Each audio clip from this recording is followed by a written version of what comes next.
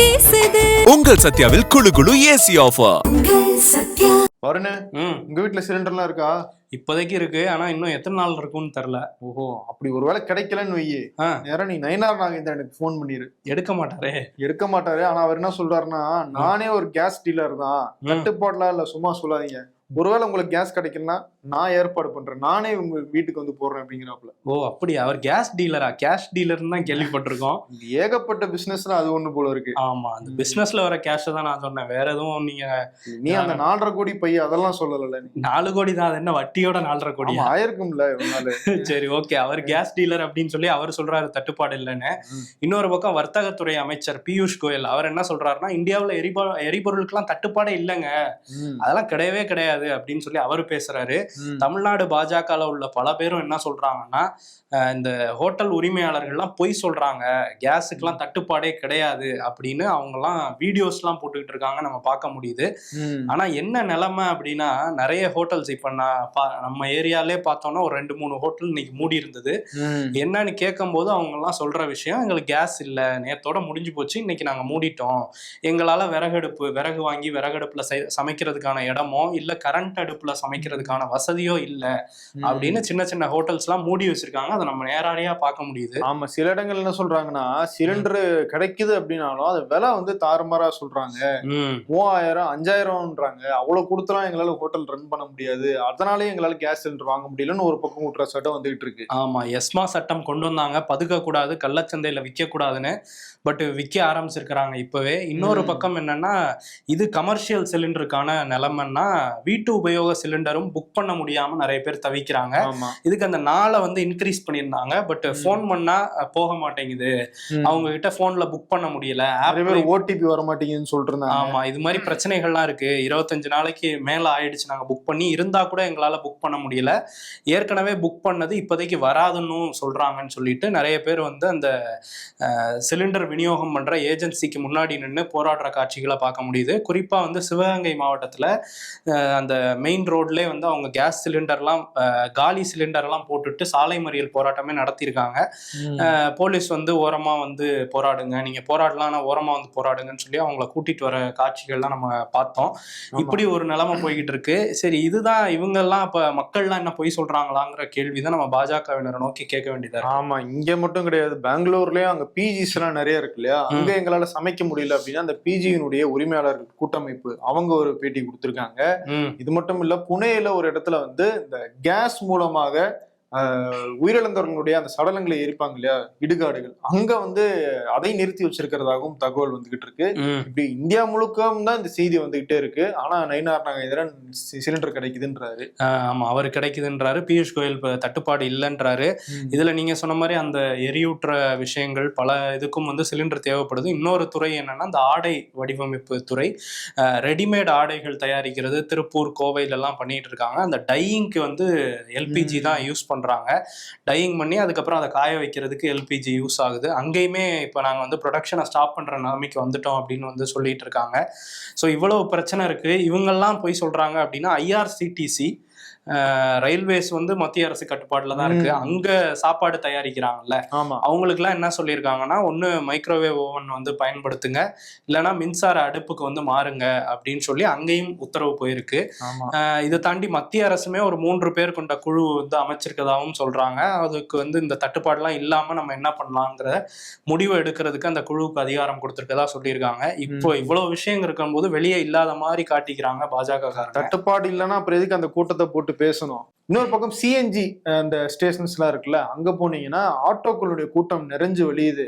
Auto gap எல்லாம் நிறைய வந்து சிஎன்ஜிக்கு மாறிட்டாங்க. அந்த கேஸ் எல்லாம் அங்க இருந்து கிடைக்கல அப்படின்னா அவங்களுடைய அன்றாட வாழ்க்கையே பாதிக்கப்பட்டுரும். ஆட்டோ ஓட்ட முடியாது, கேப் ஓட்ட முடியாது, அவங்களுடைய வாழ்க்கை என்ன ஆகுது அப்படிங்கிற மிகப்பெரிய கேள்விக்குறி எழுந்திருக்கு. ஆமா, ஒரு பக்கம் உணவு பிரச்சனை, இன்னொரு பக்கம் வாழ்வாதாரமே பிரச்சனை அப்படின்னு நிறைய பேருக்கு போய்கிட்டு இருக்கு. இதுல இன்னொரு விஷயம் என்னன்னா, சென்னையில சில இடங்கள்ல சிஎன்ஜி கேஸ் ஃபில்லிங் ஸ்டேஷன்ஸ்ல நிறைய பேர் வண்டியில வந்து சிலிண்டரை வச்சு எடுத்துட்டு அங்க வந்திருக்கிறாங்க. இதுல எங்களுக்கு ஃபில் பண்ணி கொடுங்கன்னு கேட்டுக்கிட்டு இருக்கிறாங்க அந்த கேஸை. பட் வேற காம்பனன்ட்ஸ் யூஸ் பண்றாங்கன்னு சொல்றாங்க. அதான் கொஞ்சம் ரிஸ்கான விஷயம் விஷயமாச்சு. இருந்தாலும் இந்த அளவுக்கு மக்கள் தள்ளப்பட்டிருக்காங்க. ஆமா, என்ன சொல்லியிருக்காங்கன்னா, இப்ப அரசு சார்பிலே இது ஒரு கவனத்துல எடுத்துக்கிட்டு இந்த மாதிரிலாம் பண்ணக்கூடாதுங்கிற அறிவுரைகள் அதிகாரிக மட்டத்துல இருந்து வந்துகிட்டு இருக்குது. இது பெரிய ஆபத்துல முடியும் அப்படின்னு சொல்லியிருக்காங்க. அதனால திரும்ப முதல்வர் வந்து இன்னைக்குமே கடிதம் எழுதியிருக்காரு. பிரதமர் மோடி இங்கேதான் வராரு, போஸ்ட்மேனும் இல்ல அப்படிங்கறதுனால திமுக காரங்களே யாராவது நேர்ல கொண்டு போய் கொடுக்கலாம் அவர்கிட்ட. இந்த கேரளால இருந்து தானே வராரு, கேரளாக்கு போயிட்டு அங்க இருந்து வர்றாருல, அங்க ஒருத்தர் இருக்காருல்ல, யாரு பினராயி, ஓ அவர்தான் இங்கே வருவாரு. விஸ்வநாத் அர்லேக்கர் அவர்தான் இங்க வந்து ஆளுநரா நியமிச்சிருக்காங்க. திமுக காரங்க அவங்கள போஸ்ட்மேன், அதாவது அவங்க சொல்றது மட்டும்தான் இங்க போஸ்டர் ரிசீவ் ஆகும், இங்க இருந்து போஸ்ட் அங்க போகாது. அதனால திருச்சி சிவாவையோ இல்ல KN நேருவையோ நேரில் அனுப்பிச்சு இன்னைக்கு திருச்சியில தான் இருக்காரு பிரதமர், அவர்கிட்ட நேரடியாவே கொடுக்கலாம். பட் இது ஒரு பெரிய பிரச்சனையா தான் மாறி இருக்கு. இது அட்ரஸ் பண்ண வேண்டிய கட்டாயம் அவசியம் வந்து மத்திய அரசுக்கு இருக்கு. ஆமா, மத்திய அரசினுடைய இன்னொரு தகவல் என்ன சொல்லுது அப்படின்னா, அவங்க வந்து அமெரிக்கா கிட்ட இருந்தும் நார்வே கிட்ட இருந்தும் கேஸ் இறக்குமதி பண்றதுக்கான ஏற்பாடுகளை செஞ்சுட்டு இருக்காங்க அப்படின்னு சொல்லப்படுது. ஆனா அப்படியே இருந்தாலும் அந்த கேஸ் உடனடியா வந்து சேராது. இங்க இருந்து கப்பல் அங்க போய் அதை ஏத்திட்டு இங்க வரணும்னா எப்படியும் 1 மாசம் 2 மாசம் வந்து இதுக்கு ஒரு டைம் எடுக்கும். ஆமா, அதனால அது வரைக்கும் நம்மளால தாக்கு பிடிக்க முடியுமா அப்படிங்கிறது தான் கேள்வி. ஏன்னா ப்ரோபேன் பியூட்டேன் இந்த 2 விஷயம் கிடைச்சாதான் நமக்கு வந்து அந்த LPG ப்ரொடக்ஷன் நடக்கும். இது பெருமளவு கல்ஃப் கண்ட்ரீஸ்ல இருந்து தான் இந்தியா ஒரு 60% மேல வாங்கிட்டு இருக்காங்க. இப்ப இந்த போர் நிறுத்தம் வந்தா கூட அங்க சில நிறுவனங்கள் மேலேயும் தாக்குதல் நடத்தப்பட்டிருக்கு. அவங்க சரி பண்ணி இந்த வர்த்தகம் சரியாகிறதுக்கே சில நாட்கள் ஆகும். அதனால உடனடி போர் நிறுத்தம் தான் இதுக்கு ஒரு சரியான சொல்யூஷனா இருக்கும். பார்ப்போம் என்ன பண்றாங்க. Imperfect show on road powered by the Chennai silks. பல ஊர்களுக்கும் போயிட்டு இருக்காரு சிபி. இப்போ வந்து கடலூர்ல வந்து இருக்காரு. கடலூர்ல இருந்து என்ன சொல்றாருன்னு பார்ப்போம். Welcome to imperfect show on road Vikatan election express 2026 powered by the Chennai Silks. வடலூர்ல நின்றுட்டு இருக்கோம். எனக்கு முன்னாடி சத்தியஞான சபை இருக்கு, பார்த்தா கண்டுபிடிச்சிருப்பீங்க. கிட்டத்தட்ட வள்ளலார் ஆரம்பிச்சு 100 ஆண்டுகளுக்கு மேல 3 வேளையும் தர்மசாலை வரவங்களுக்கு எல்லாரும் உணவு கொடுக்கிற ஒரு முக்கியமான ஒரு புனித ஸ்தலம்னு வந்து சொல்லலாம். இந்த பூமியில தான் நான் வந்து பேசிக்கிட்டு இருக்கேன். குறிப்பா வள்ளலார் பிறந்த இந்த 200வது ஆண்டு விழாவில் முதலமைச்சர் MK ஸ்டாலின் முக்கியமான அறிவிப்பு வந்து வெளியிட்டிருந்தாரு. வள்ளலார் சர்வதேச மையத்தை அமைக்க போறதா சொல்லி வள்ளலார் பக்தர்கள், வள்ளலார் ஆதரவாளர்கள் எல்லாரும் வரவேற்றிருந்தாங்க. ஆனா இந்த சத்தியஞான சபை ஒட்டி இருக்கிற இந்த பெரு வெளியிலேயே இந்த இடத்திலேயே அமைக்கிறதுக்கு சில பேர் ஆதரவும் பல பேர் எதிர்ப்பும் தெரிவிச்சு இப்ப அந்த வழக்குங்கிறது நீதிமன்றத்துல இருக்கு. அதை பத்தின ஒரு ஸ்டோரி பண்றதா இங்க வந்திருந்தோம். வள்ளலாரே சொல்லியிருக்காரு இந்த இடம் வெற்றிடமா தான் இருக்கணும்னு சில பேர் வந்து சொல்றாங்க. சில பேர் வள்ளலார் அப்படி சொல்லலைங்கிறதையும் சொல்றாங்க. டீட்டெயில் அந்த வீடியோல பார்த்து நீங்க தெரிஞ்சுக்கோங்க. நேத்து மத்தியானத்துக்கு மேல கடலூர் இருக்கிற இன்ஃபுளுசர்ஸ் வச்சு ஒரு பெரிய மீட் வந்து நடத்தினோம். ரொம்ப இன்ட்ரெஸ்டிங்கா இருந்துச்சு. அதுல திமுக சார்பா சில பேர், அதிமுக சார்பா சில பேர், நாம் தமிழர் சார்பா, விஜய் கட்சி சார்பான்னு சொல்லிட்டு ரொம்ப இன்ட்ரெஸ்டிங்கா போச்சு. கடலூர்ல என்னென்ன மாதிரி சிறப்புகள் இருக்கு, நமக்கு தெரியாத சிறப்புகள், பல சிறப்புகள் அந்த மக்கள் வந்து சொன்னாங்க, அந்த இன்ஃபுளுசர்ஸ் வந்து சொன்னாங்க. என்னென்ன பிரச்சனைகள் இருக்குன்னு சொன்னாங்க. உதாரணத்துக்கு சொல்லணும்னா அடிப்படை பிரச்சனைங்க தீர்க்கப்படலைன்னு தெரியுது. இங்க எந்த விதமான ஒரு பெரிய மருத்துவமனையில் ஏதாவது எமர்ஜென்சினா கூட பக்கத்துல இருக்கிற பாண்டிச்சேரிக்கு தான் போகக்கூடிய சூழல் இருக்குங்கிறாங்க. குறிப்பா போதைங்கிறது இங்க ரொம்ப ரொம்ப அதிகமாயிடுச்சுங்கிறாங்க. அந்த இன்ஃபுளுசர்ஸ் கிட்ட வந்து நாங்க டெலிகாஸ்ட் பண்றோம். இப்ப இதுக்கப்புறம் வந்து காட்டுமன்னார் கோயில், சிதம்பரம்லாம் நாங்க போக போறோம். அங்க இருக்கிற மக்கள்கிட்ட வந்து கருத்துக்கள் கேட்டு வந்து பேச போறோம். எல்லா வீடியோக்களும் தொடர்ந்து வெளியே வரும். உங்க ஆதரவுக்கு ரொம்ப நன்றி. Vikatan presents Imperfect Show on the Road Election Express powered by the Chennai Silks. Chengalpattu மாவட்டம் மதுராந்தகம் அங்க வந்து நேற்று இரவு ஒரு 17 வயது சிறுவன் வண்டியில அவங்க ஊர் சேர்ந்த 2 சிறுமிகளை கூப்பிட்டு வண்டியில போயிருக்காரு. அங்க மதுராந்தகத்துல இருந்து அவங்க கிராமத்துக்கு போயிருக்காரு. ஒரு சிறுமிக்கு 16 வயது, இன்னொரு சிறுமிக்கு 14 வயது.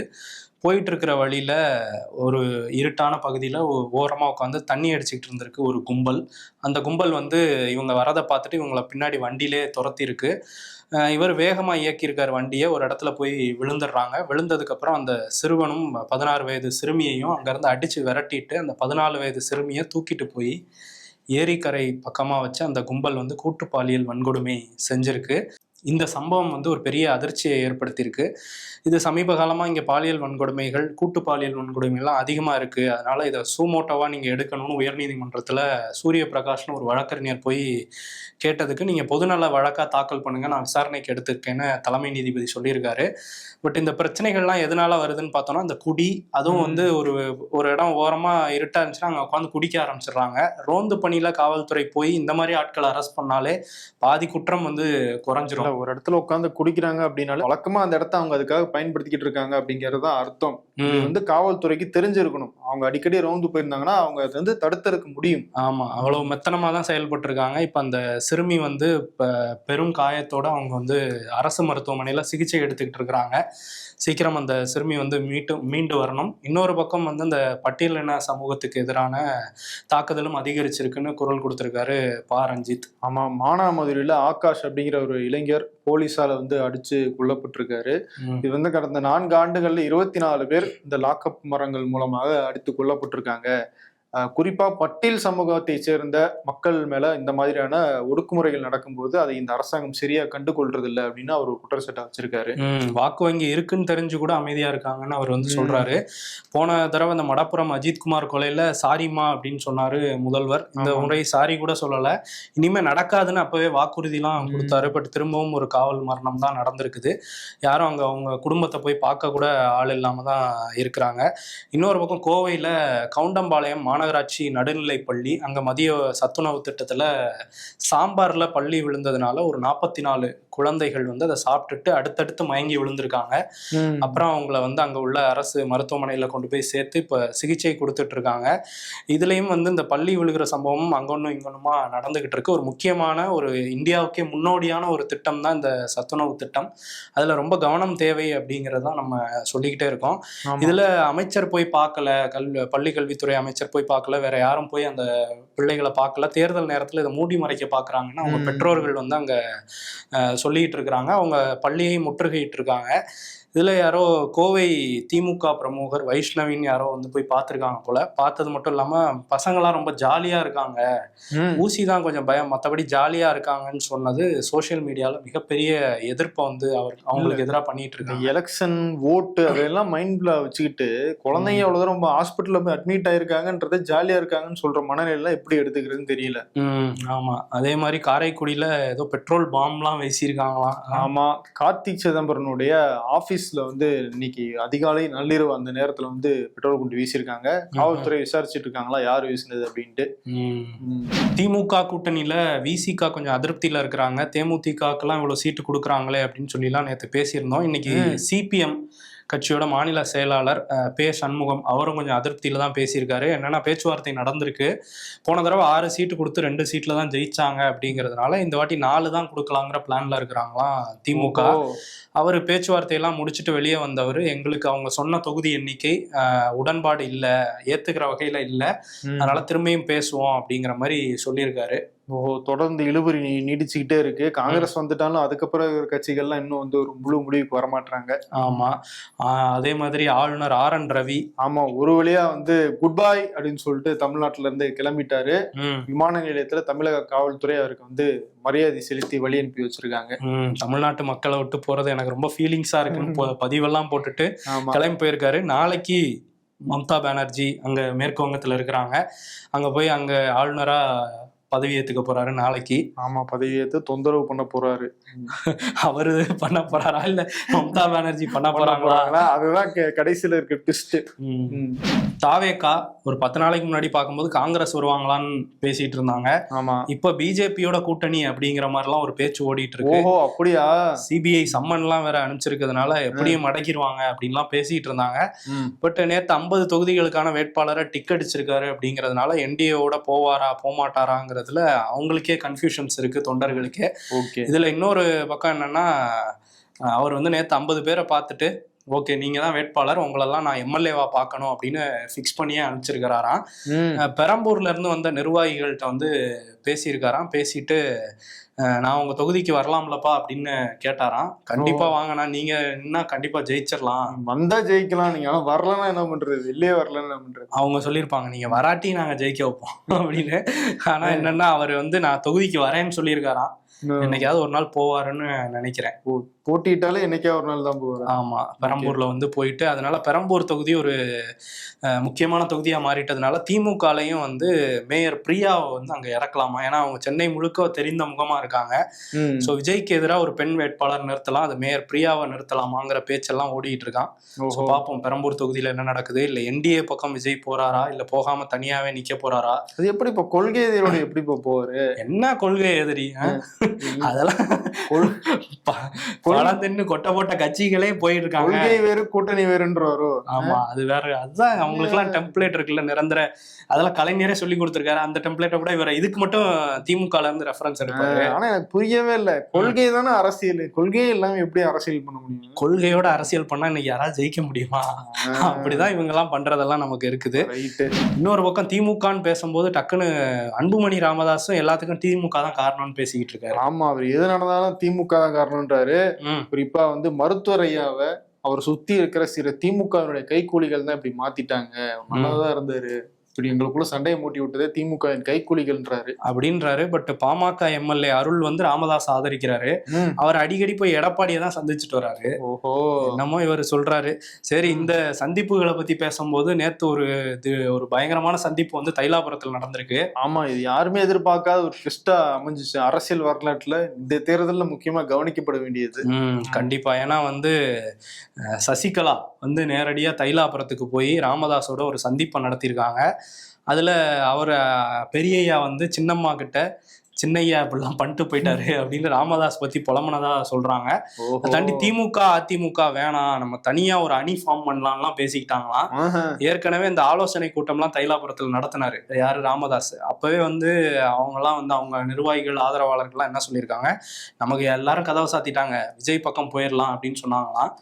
சசிகலாவும் கிட்டத்தட்ட ஒரு மைண்ட் செட்ல நம்ம பிஜேபி நம்மளை கைவிட்டுருச்சு, ஸோ விஜய் கூட தான் நம்ம போகலாம் அப்படிங்கிற மாதிரி அவங்களும் பேசினதுனால ரெண்டு பேரும் சந்திச்சு பேசிக்கிட்டதா சொல்றாங்க.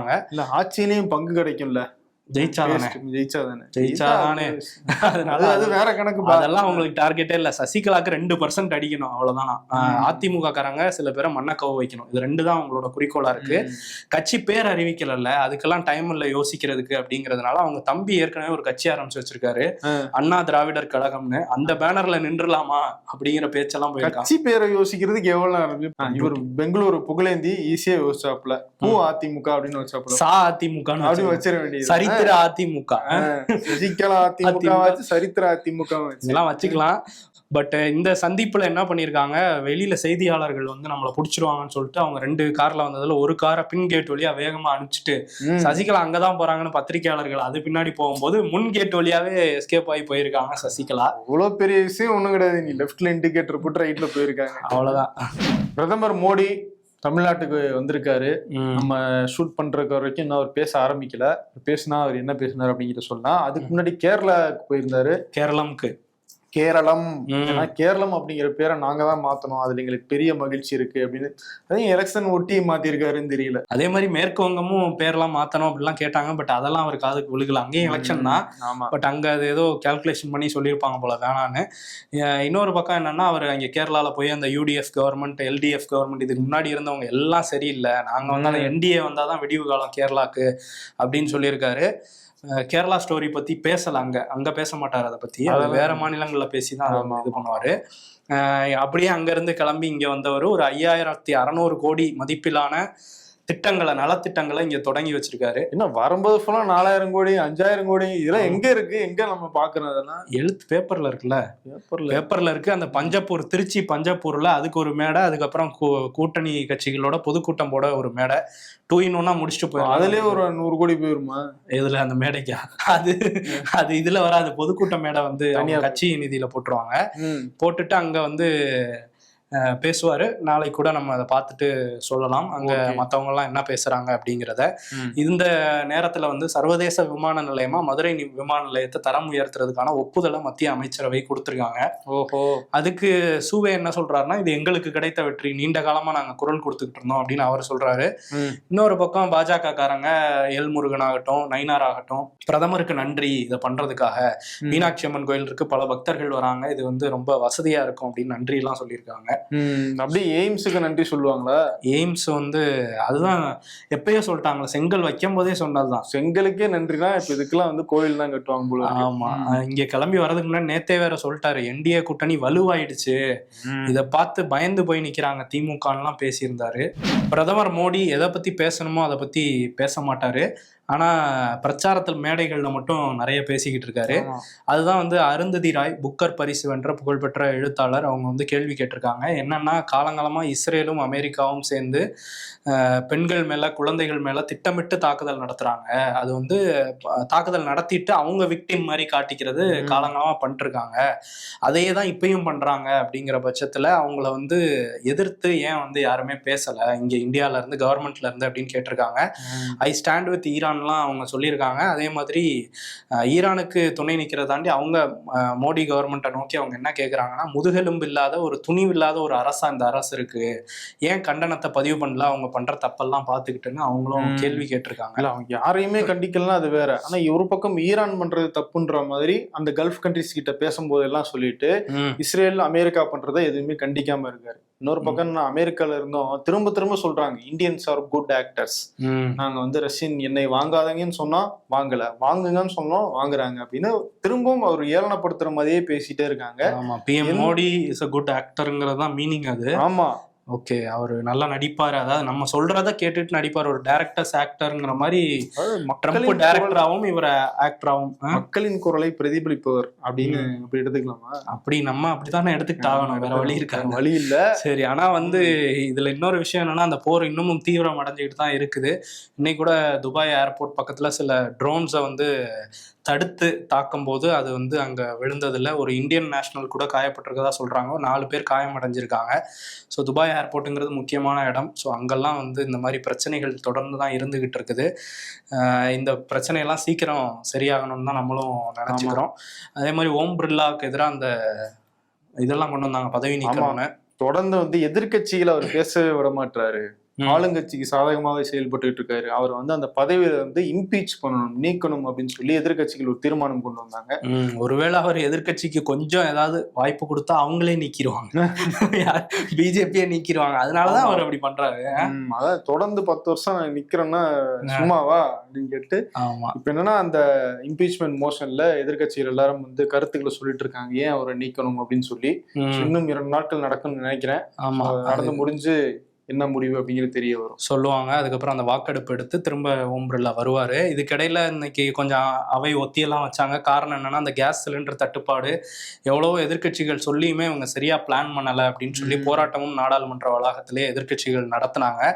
இன்னொரு தரவுமே வந்து சொல்லியிருக்காங்க நாடாளுமன்றத்துல, என்னன்னா பொதுத்துறை வங்கிகள், தனியார் வங்கிகள், இவங்கெல்லாம் வந்து இந்த மினிமம் பேலன்ஸுக்கு 2025 வரையிலான அந்த நிதியாண்டு, கடந்த 3 நிதியாண்டுகள்ல 19,000 கோடி மினிமம் பேலன்ஸ் இல்லைன்னு பிடிச்சிருக்காங்களாம். மினிமம் பேலன்ஸ் இல்லன்னு அவங்களே காசு இல்லாம மினிமம் பேலன்ஸ் இல்லாம இருக்காங்க. அவங்க கிட்ட இருந்து 19,000 கோடியா கொள்ள அடிச்சிருக்காங்க. இதுல 11,000 கோடி தனியார் வங்கிகளே பண்ணிருக்காங்க. அதுல நம்பர் 1 இடம் HDFC வங்கிக்கு அப்படின்னு சொல்லியிருக்காங்க.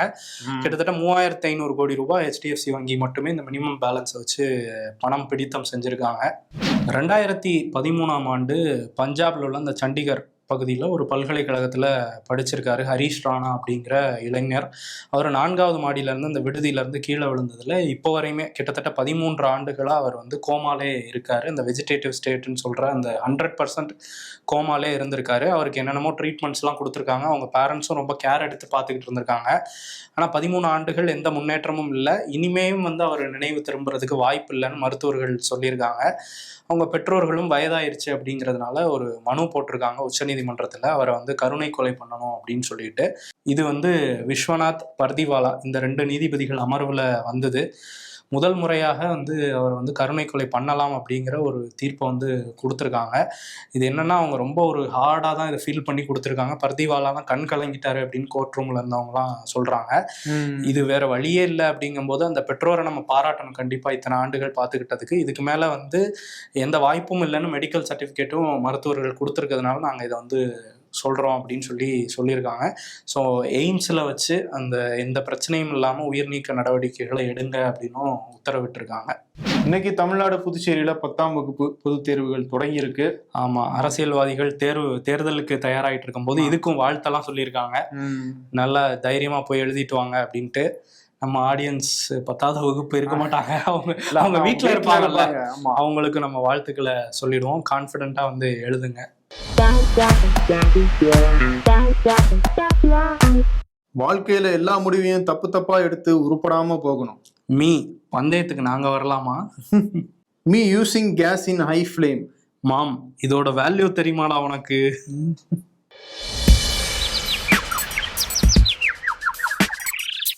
சிலிண்டர் தட்டுப்பாடுன்னு நியூஸ் வரும்போதுதான் எங்க வீட்டுல இருக்கிற கரண்ட் அடுப்பு ரிப்பேர் ஆகணுமா அப்படின்னு ஃபீல் பண்றாங்க. ChatGPT, யாரா நீ என்கிட்ட வந்து சிலிண்டர் வேணும்னு கேக்குற? எல்லாமே அதுகிட்ட தான் கேக்குறாங்க.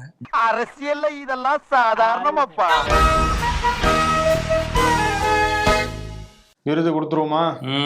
யாரு கொடுப்போம்? ஒரு வரலாற்று சிறப்பு மிக்க சந்திப்பு நடந்திருக்கு, அது கொடுக்கலாம். ரகசிய சந்திப்பு, காரெல்லாம் வந்து முன்னாடி போட்டு பின்னாடி போயிருக்காங்க. ஆமா, இப்படி ஒரு சந்திப்பு நடந்திருக்கும் போது நம்ம சும்மா விடலாமா? அந்த வரலாறுல நமக்கும் ஒரு பங்கு வேணும்ல. கண்டிப்பா நம்ம வாழ்த்தியே ஆகணும் அந்த வரலாறு. வருங்கால சந்ததிகள் இதை திரும்பி எடுத்து பார்க்கும்போது நம்மளும் அதுல இடம் பெற்றிருப்போம். அந்த சந்திப்புனா எதுனா ராமதாசும் சசிகலாவும் சந்திச்சுக்கிட்டதான். கேட்டா மரியாதை நிமித்தமான சந்திப்பு அப்படின்னு சொல்லியிருக்காங்க. பட் இந்த சந்திப்புல அரசியல் பேசப்பட்டிருக்கு. அதுவும் 2 பேரும் தனியா நிக்கிறாங்கல்ல, இவங்க கிட்டயாவது கொடி இருக்கு, கட்சி பேரு தான் இல்ல சசிகலா கிட்ட.